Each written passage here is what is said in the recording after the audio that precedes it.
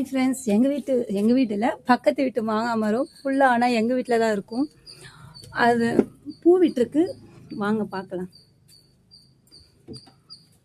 இங்கே பாருங்க,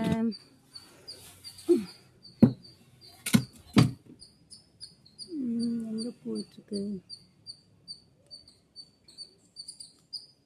மாங்காய். இப்போவுமே இந்த மந்த்தே பூ விட்டுருக்கு. எப்போவுமே இந்த மரத்தில் மாங்காவே காய்க்காது, ஆனால் இந்த வருஷம் இப்போவுமே பூ விட்டுருக்கு. டிசம்பர் மந்த்தே பூ விட்டுருச்சு சீக்கிரமே,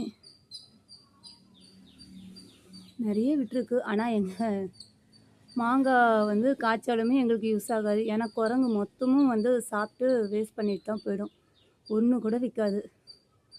உங்கள் வீட்டு மாங்காய் மரத்துலேயும் பூ விட்டுருக்கான்னு கமெண்ட் பாக்ஸில் கமெண்ட் பண்ணுங்கள். பாய்.